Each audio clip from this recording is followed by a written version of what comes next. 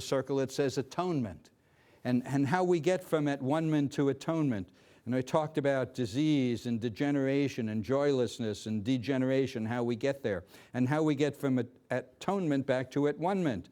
Talk about meditation, joyfulness, stress management, rejuvenation. Well, I don't know where it came from, but this was it.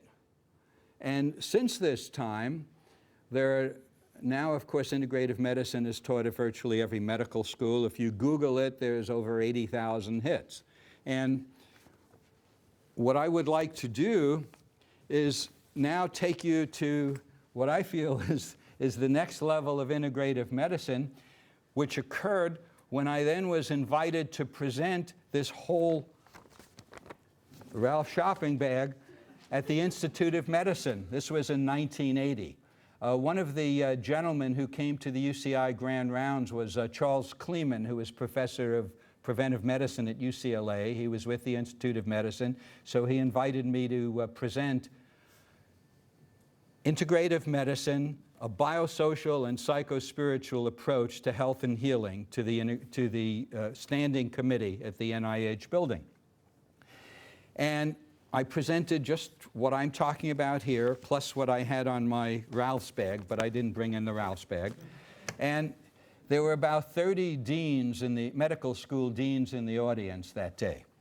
And everybody was very excited, very enthusiastic. They applauded.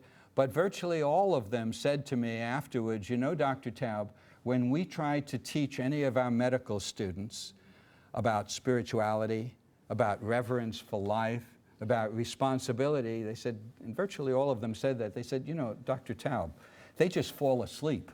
It's, you know, it's time for them to catch up because they've been at autopsies all night or in their anatomy lab. They're just not paying attention.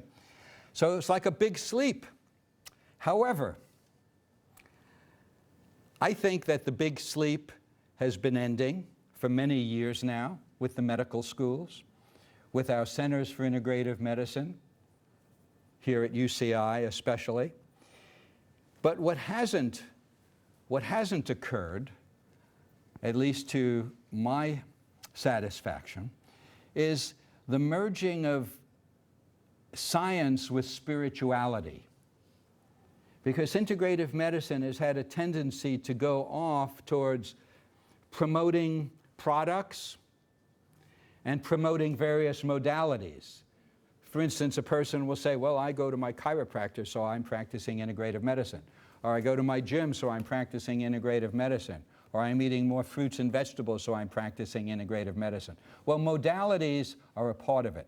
And some modalities are more important than others, especially prayer, meditation, acupuncture, the proper use of herbology, proper use of nutritional supplements, and many, many other modalities besides that. But to me, what's been missing is a sense of spirituality and reverence for life. But I believe that the deep sleep is now over.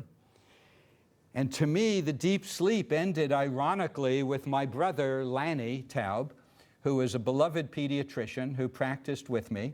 And Lanny passed away last year of bladder cancer. And Dr. Ralph Kleeman was Lanny's surgeon. Now, what was amazing to me was over Lanny's agonizing, awful, painful course of cancer, in which he had over 25 different specialists, probably spent over $250,000 on tests and various tubes and catheters and God knows whatever. But what struck me was that when I brought Lanny in to see Dr. Kleeman at the urology clinic at Orange County Hospital, even though Lanny was in his last weeks, what Dr. Kleeman did was so wonderful, because even though Lanny was on his way out and his heart and lungs had nothing to do with urology, and even though most of the specialists had totally given up putting a stethoscope on Lanny's chest, so what Dr. Kleeman did is he walked in the room with his white coat, said, "Hi, Lanny," and Dr. Kleeman took out his stethoscope, put it on Lanny's chest, I don't even know if Dr. Clayman knew what he was listening for or what he was thumping for. But just doing this said to Lanny, you may be a dying patient, you may be in your last few days, but I will never leave you. I'll not let you die in pain. I won't let you be alone. I'm there for you. And by putting that stethoscope on the chest of a dying patient, like Dr. Clayman did, even though he's a urologist, there's nothing that a doctor can do that does more than that for a patient, letting that patient know he's not alone, that he's not going to be abandoned. So now what I'd like to do is show you a video of Dr. Clayman and why he's become my mentor and why I'm dedicating this lecture to him, because this is a video in which this dean of a medical school is going to be mentioning spirituality and reverence for life, healing, and a whole other bunch of words that you generally don't hear at this level. So let's play this. Are you awake, Dr. Clayman? Okay.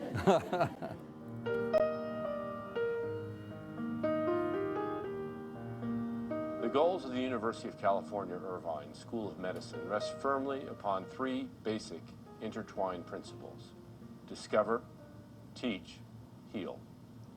With regard to healing, today UC Irvine has the newest hospital among any academic institution throughout California, one that encompasses all of the latest advances in both the spirit and the technology of healing. Within the walls of this 7-story, 450,000 square foot hospital are services that minister both to the spiritual as well as the physical well-being of each person. However, a building, no matter how modern or beautifully designed, still can never be better than the people who reside within it. The faculty and staff of the new UC Irvine Douglas Hospital at UC Irvine Medical Center are committed to the safety and excellence of patient care. 21 of our faculty have been named Best Doctors in America, threefold more than any other hospital in Orange County. Our outstanding nursing care has led UC Irvine to once again achieve magnet recognition. Furthermore, and of great importance to the people we serve, our hospital is among the safest in the country, as recognized by the Leapfrog Group. For the people of Orange County, this excellence means that the care and healing at our institution is unparalleled.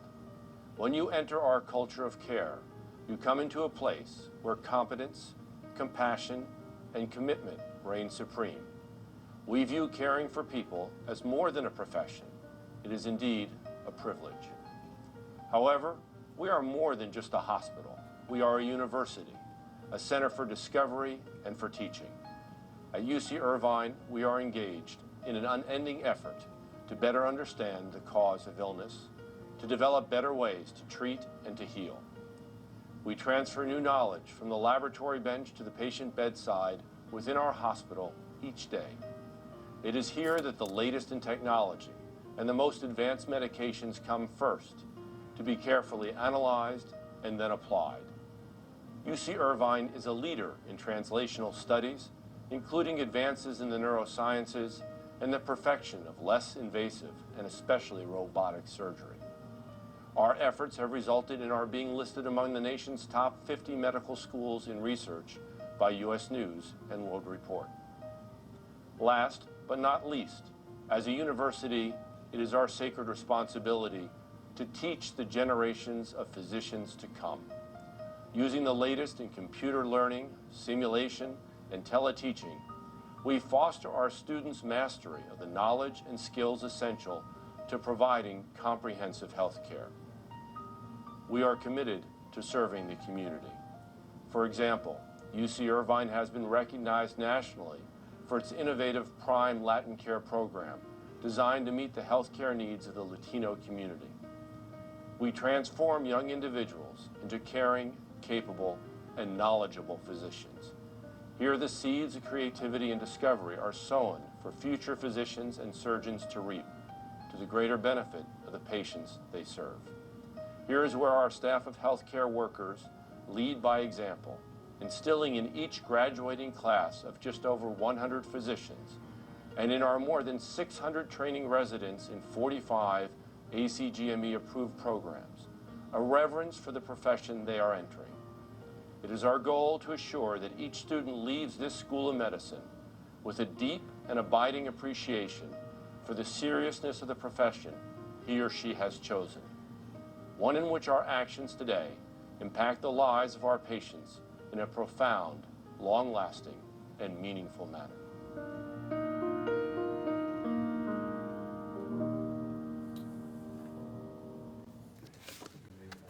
My technology knowledge ends by pulling out the plug. So that's why I was a little nervous appearing today, 31 years later. And what I'd like to do, so perhaps somewhere in the future, or it'll do someone some good or interest, I'd like to give that to you, Dr. Clayman.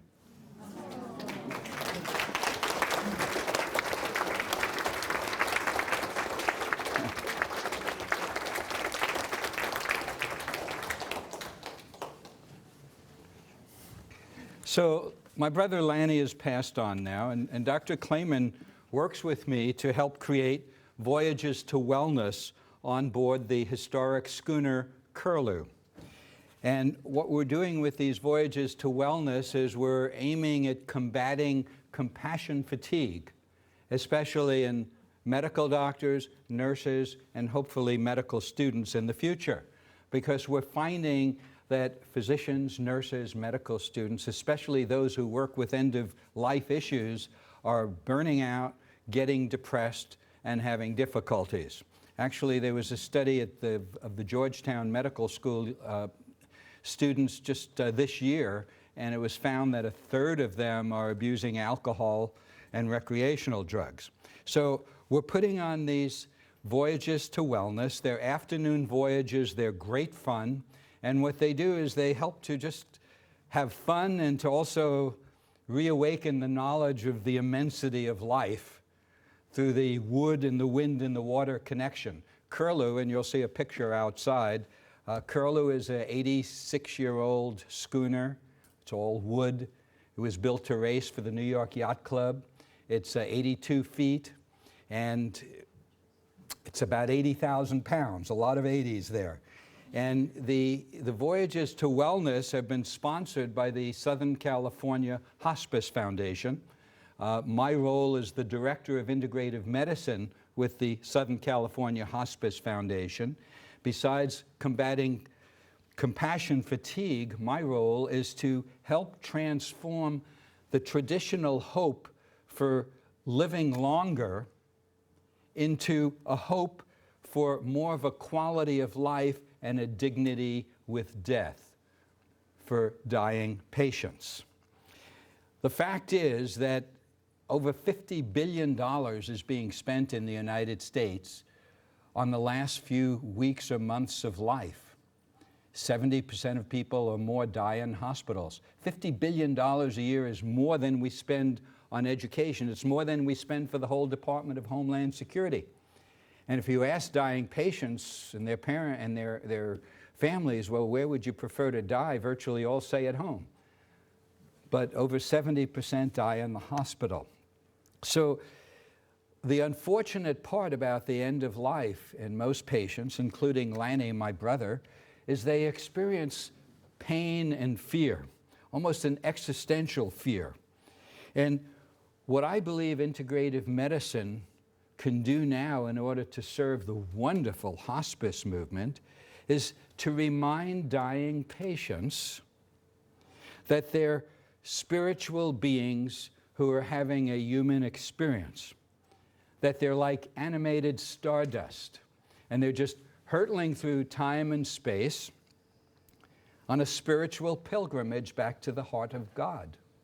Can you imagine an MD, a minor deity, saying that to a dying patient? I wish someone had said that to my brother. However, when my brother finally enrolled in hospice after the family pleaded and begged with him, hospice certainly let Lanny know that. So I'm the Director of Integrative Medicine for the Southern California Hospice Foundation. Michelle, are you here? If she's not, Michelle is our foundation director. Mr. Uranga is our founder.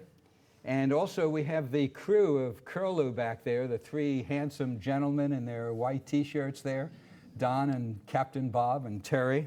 And so what I'd like to do is invite all of you to come sail with us one day. There's a little brochure, there's a poster in the front. Drop your card there and we'll try to make arrangements for you to join us on a voyage to wellness. In the meantime, all I can say is hooray for the Southern California Hospice Foundation, hooray for Dr. Clayman, and hooray for Curlew and UCI. So let's go back to the wellness prescription. Wellness is a verb as well as a noun. That means we've got to do something to achieve it. It requires effort and it requires commitment. But it's a lot easier said than done. And the reason is because the best of our resolutions don't persist in the face of stress. You know, if we get stressed, we eat mindlessly, we smoke, abuse alcohol, recreational drugs, caffeine, and for sure we stop exercising. You get the picture. When you're stressed, stress upsets all of your best resolutions.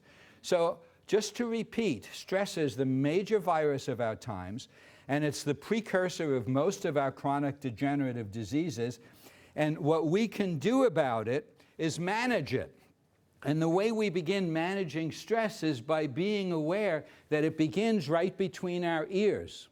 Stress is not the traffic out there, and it's not the kids that drive us crazy, and it's not our bosses, and it's not the economy.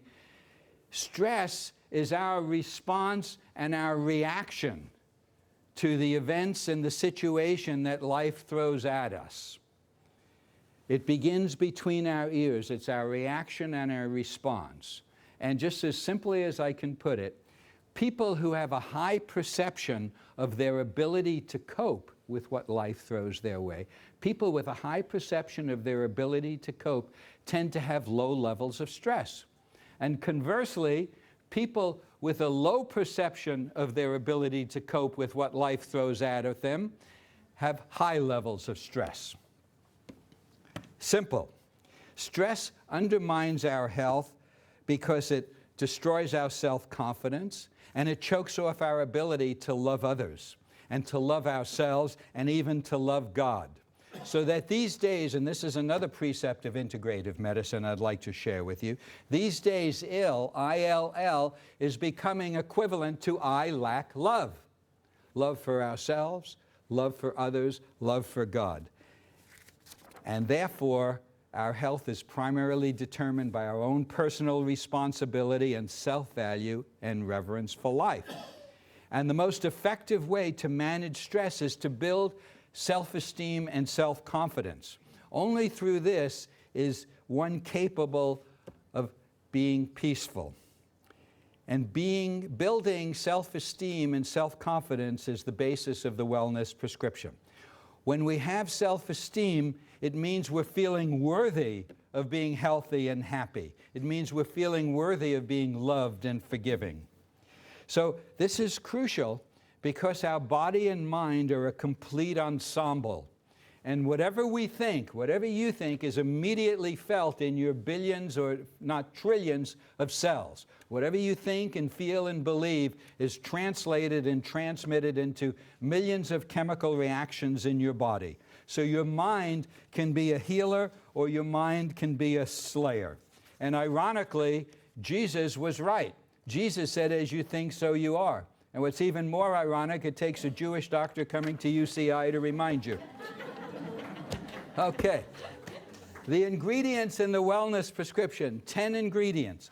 Baby steps to help you develop personal responsibility, self-value, and reverence for life. They can help you determine